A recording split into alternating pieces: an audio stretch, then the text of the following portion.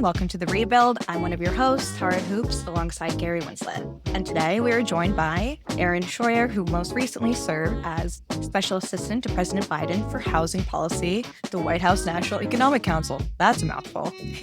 Earlier in the Biden administration, he also worked as a senior advisor at HUD and a policy advisor at the White House Domestic Policy Council. Before his time in federal government, Aaron worked at the Urban Institute and for the city of Kansas City, Missouri. Aaron, thanks for being here. Thank you. So you've had a fascinating career path in the housing policy world, from working on housing and economic development in Kansas City to advising on housing research at the national level, and then also serving on the White House on various initiatives. How have those varied experiences at the city, think tank, and federal level shaped the way that you approach housing issues? Are there any lessons or perspectives from your time here that you found especially valuable in crafting policy at the national level? Sure. Well, first of all, I'd like to just thank you both for having me on. And I'll say that your newsletter has quickly become one of my go-to reads in the morning. So thanks for all the work you're doing there. And Gary, I especially liked your Scrooge McDuck mention from a few weeks ago. So we'll have to find some way to work that into the conversation today. Glad you liked it. But Tara, as you said, so really those past experiences influenced how I approached my job in the government and at the White House. So my time at Urban exposed me to a lot of people and ideas. And it was really, really helpful once I got into government to have the relationships with those folks, whether at the eviction lab or Zillow or Federal Reserve Bank or other places that I worked with while at Urban. One of the biggest challenges that we had in the early days of the admin is that we had really incomplete information from the ACS and census sources. And so we were trying to make choices about the eviction moratorium, emergency rental assistance, and things like that, and getting the insight and just having that ability to tap into the network that I had from Urban was super helpful. And then going back to my local experience, that gave me a real perspective on how so much of the federal funding that we put out lands in place. So as both of you all know, much of the federal funds are passed through to local governments. So it's super important to design programs with the end user being the local government in mind. So a good example of that was the state and local funds from the rescue plan, which were block grants, but they didn't include the typical strings that you see from federal program. And I think is no surprise, jurisdictions found those much easier to use than, let's say, a typical HUD block grant. And then, so just to bring that to the present day, what I'm doing now is I'm writing about the ideas that were things that I had hoped to do if I got the chance to stick around at the White House, but that I think are nonetheless important to get out in the world. And I'm excited to talk about some of them with you all. So I wanted to ask you about that, Aaron. So you were just talking about how the local governments like these grants that don't have 84 strings with them, right? Like, I think Ezra Klein had the most famous metaphor here, which is like the everything bagel. I kind of prefer this metaphor of like 9 birds, 1 stone. Like you're trying to hit 9 birds with the 1 stone. And like, if you try to do that, you just don't hit anything. And so I'm just curious, what are some of your thoughts on ways in which we can help policymakers like focus and prioritize in terms of housing policy, instead of treating housing policy like a thing that should also accomplish 18 other policy priorities? Sure. Yeah. So I think that it's super important to, as you said, make sure that the programs that have a core purpose to build more housing are doing so.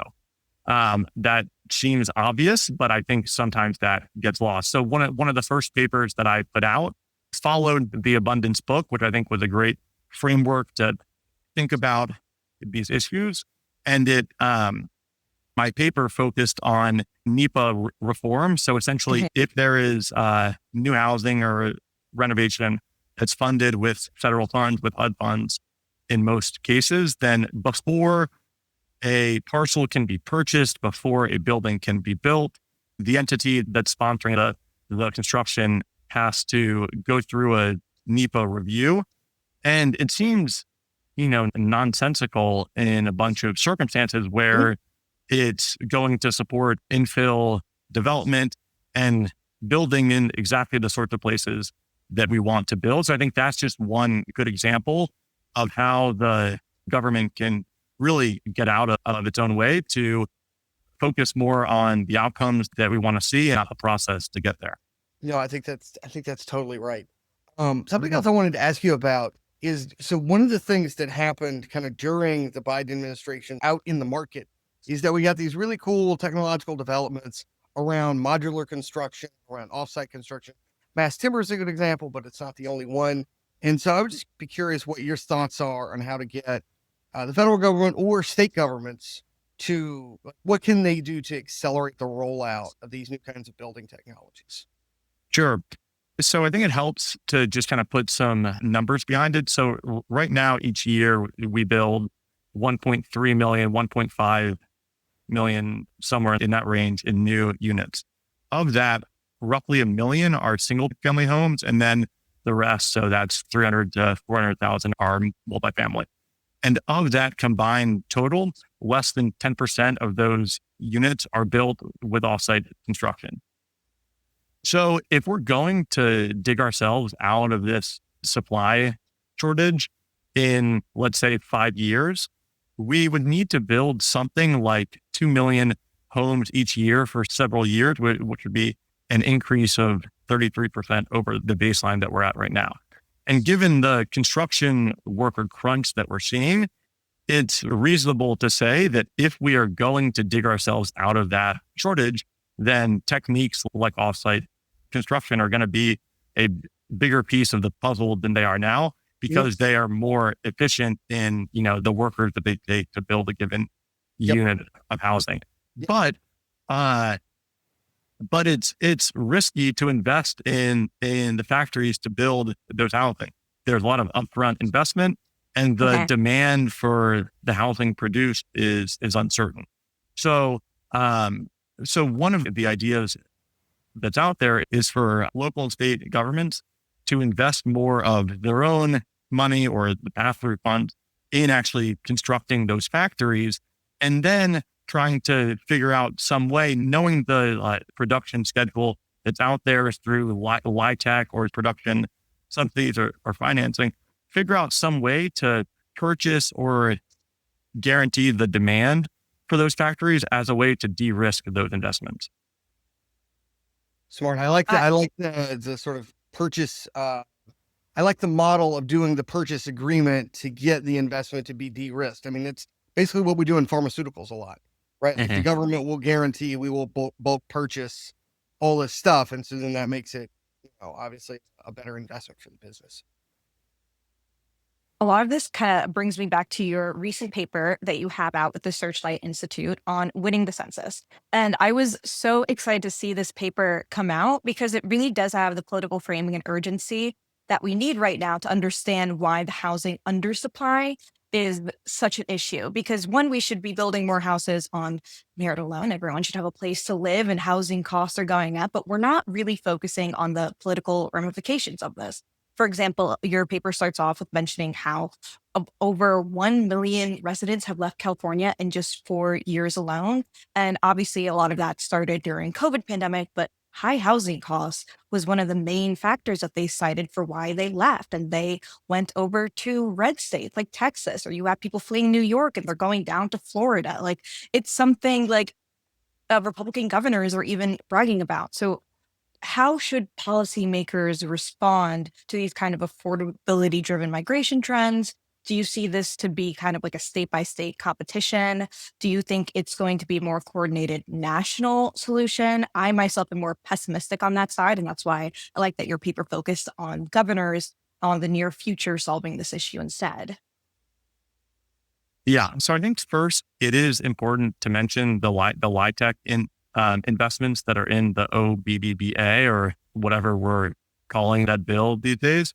And so those will add up to essentially one extra year's worth of units produced over the next decade.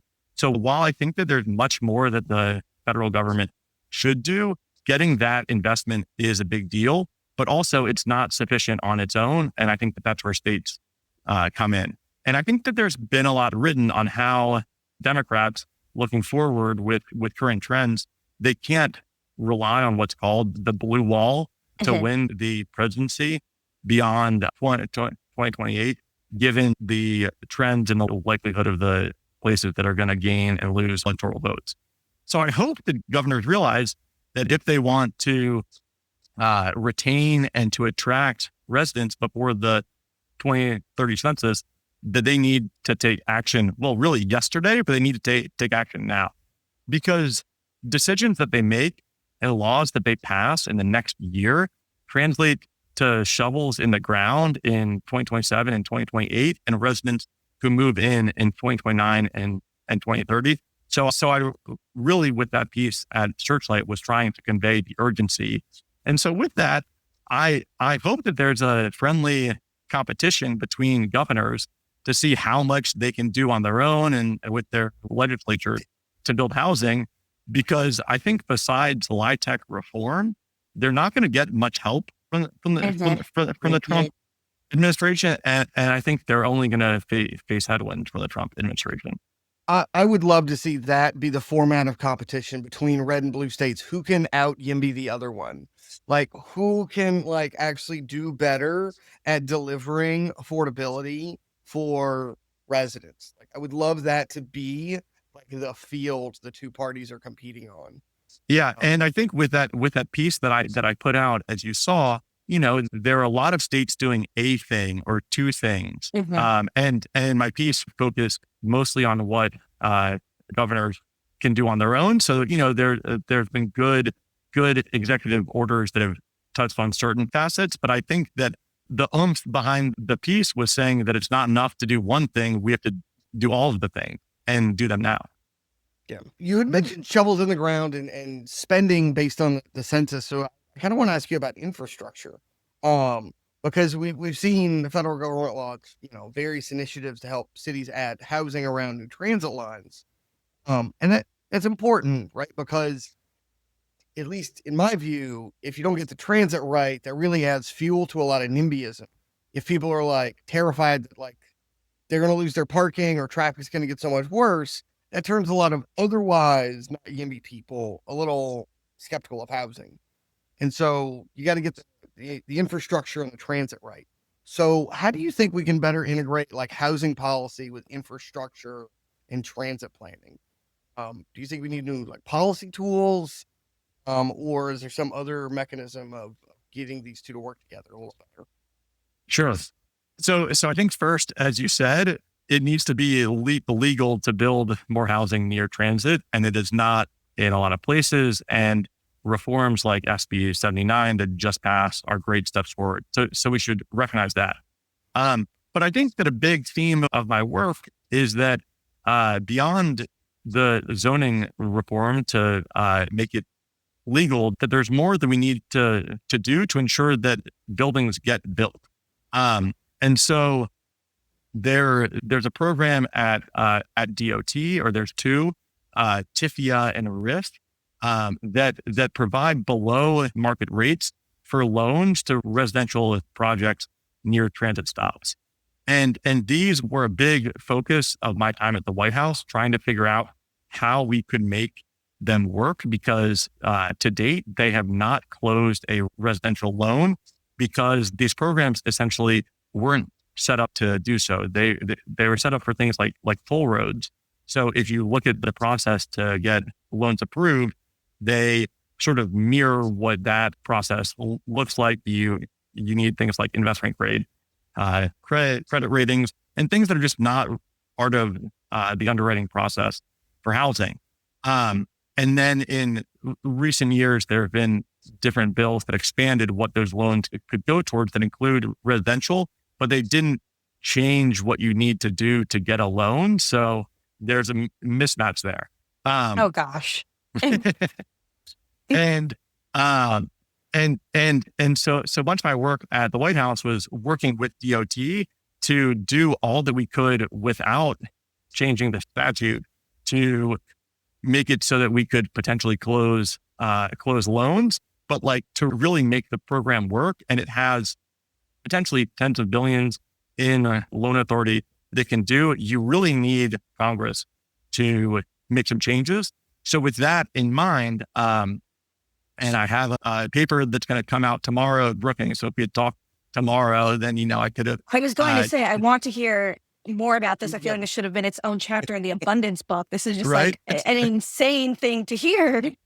But so we have this surface transportation REAL that needs to pass by a year from now, essentially. And so now is a great moment to get the ideas out there for how to make funding sources like these work better. I know that a bunch of that work is ongoing by various think tanks and friends of ours in DC. So the hope is that the ideas in this paper to make it so that this program is actually better set up to make residential loans can encourage the construction of homes near transit.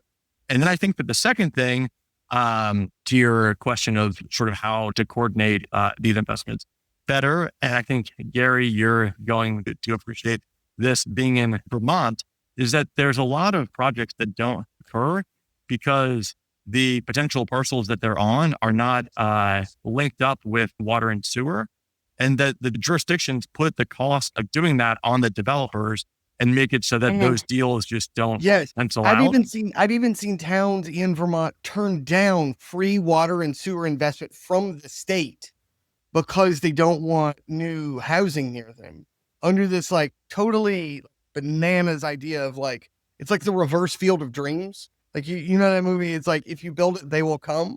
Well, there's this like super NIMBY idea of like, well, if we don't build, maybe they won't come. It's just crazy to watch water and sewer be intentionally turned down for the purposes of no new housing. If we don't build it, they won't come, and our existing residents will get priced out. It's a horror film, not a Field of Dreams type of movie. Yeah. I mean, I'm just hearing all of this, and I'm just like, these are very like niche, wonky issues that hold up so much housing development. But unless like you yourself are in the weeds, the average person is like not going to hear this, and then they're just going to like the Scrooge McDuck. They're going to go find like the random villain and blame it on it. It's like, no, it's like so much more. Like okay, wait, for anyone who has not read the Scrooge McDuck, Gary, could you please give us an overview of your piece? Sure. So the piece is just arguing that some Democrats have this really bad habit of cost of living issues, but always want to find some Scrooge McDuck somewhere to blame the high cost of, when actually it's usually a supply problem. But that doesn't feel as like emotionally powerful as like blaming some sort of like greedy rich person somewhere like a Scrooge McDuck swimming in the coins. But like actually it's usually a supply problem. And like rich people don't have class solidarity. Like the rich developer is getting rich by building housing, whereas like the rich NIMBY is like protecting their views because they just like the property values, right? Or property values, they don't like change. Like there's not a class solidarity between them. And so it's like an analytic mistake to be approaching a lot of these cost of living policy challenges from a position of find somebody to blame versus a position of, well, how do we build more so that everybody has part of the good life? Aaron, in your line of work, have you seen opposition similar to what Gary is describing pop up? Have you seen like any like direct opposition from like the initiatives that you worked on that has kind of like taken you aback? Yeah, so I think that you see this within the polling that's done in this space, and I'm not sure if this is specific to housing, but like when you ask people what they think is to blame for high prices or sort of who to blame, the econ 101 of supply and demand is not very high in their mind. It is the, corporate landlords or other things like that. So those make for effective villains potentially, to Gary's point. But I think that they're more the symptom of the problem than the cause. And I think that they're I'm not sure if you've seen this series on TikTok that Chiose does in New York City. Yeah. But he has this great framing where he is like, the best way that we can stick it to the landlords is to build more so they don't have more profit. And I think that there's more that needs to be done with the messaging to convey that and make the economics for people, or the rationale for people, resonate in a way that I just don't think it does now. I love that you brought up Chiose, because I love the work that he does. Even if like sometimes I think like some of his policies are a bit like to the left of mine, I appreciate what he is doing in order to explain to his constituents why he is spending so much time on a wonky bill that people might at face value, like you agree, would not even kind of agree with him on.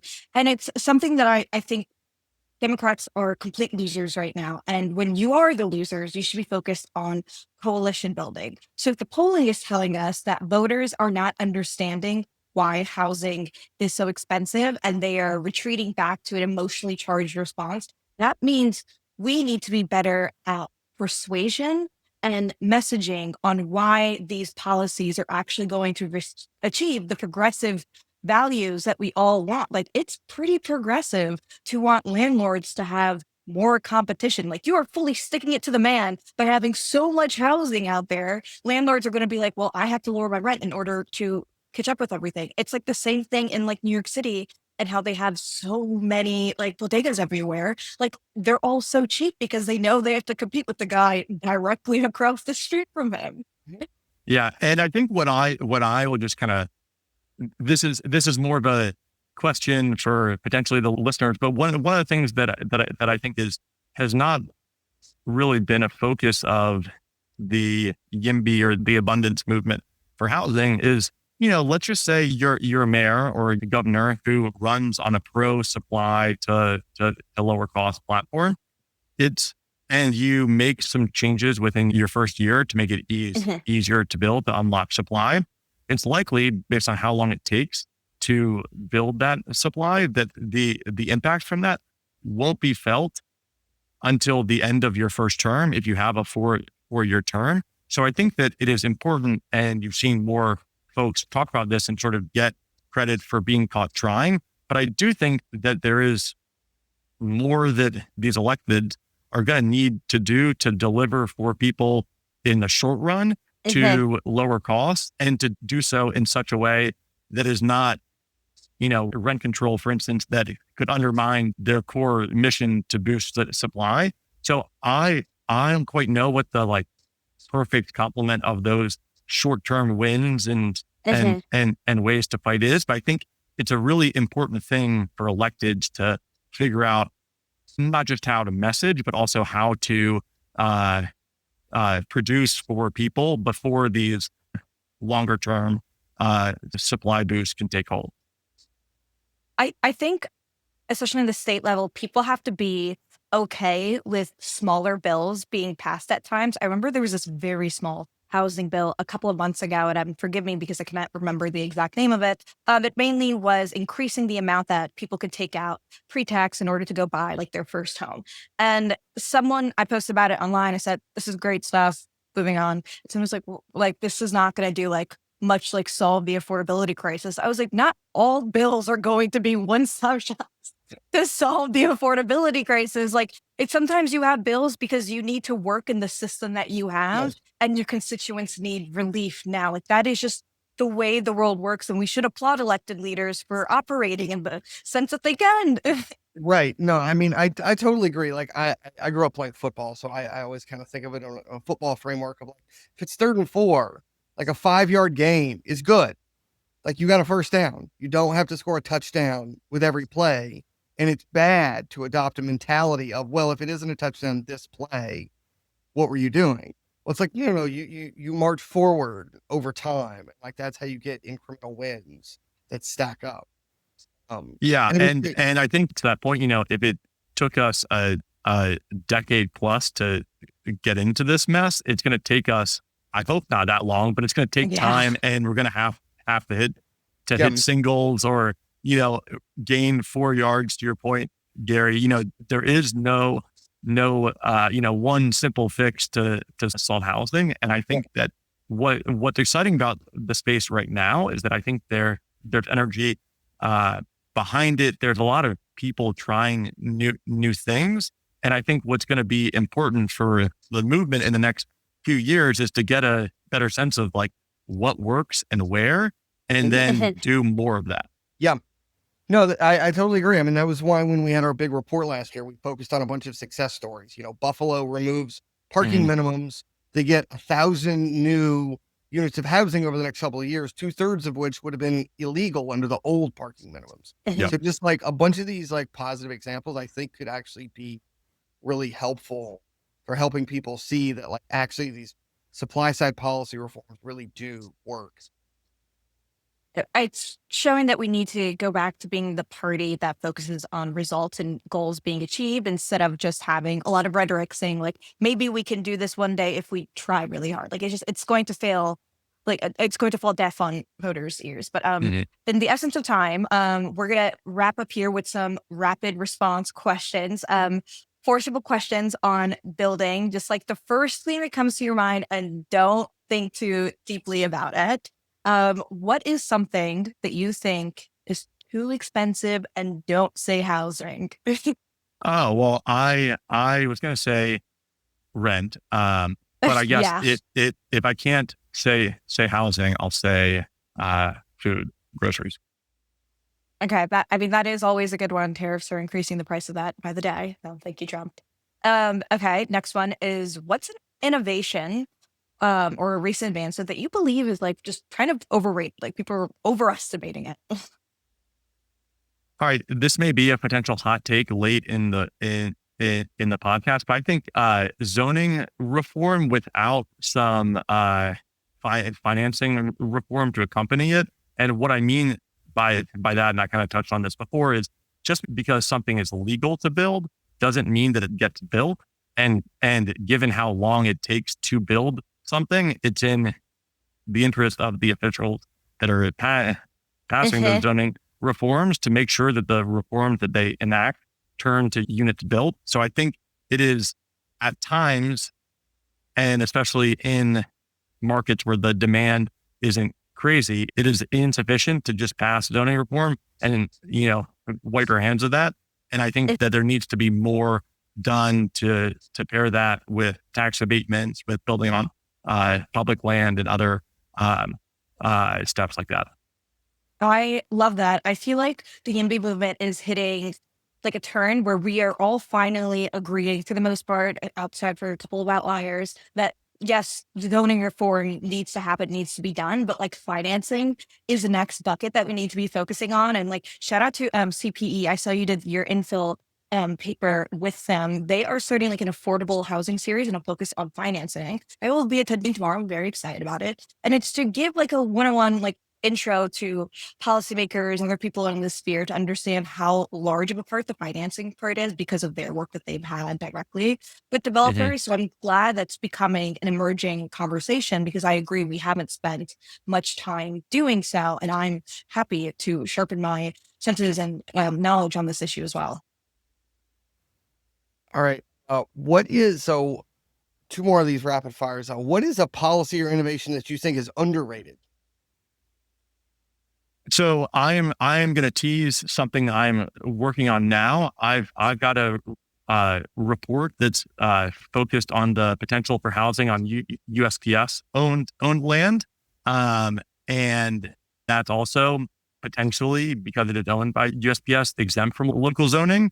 And also those parcels tend to be located, back to your question before, Gary, in the sorts of places where we want to build more of. So I think that there is potential there to build on USPS land to generate revenue for a postal service that needs it desperately.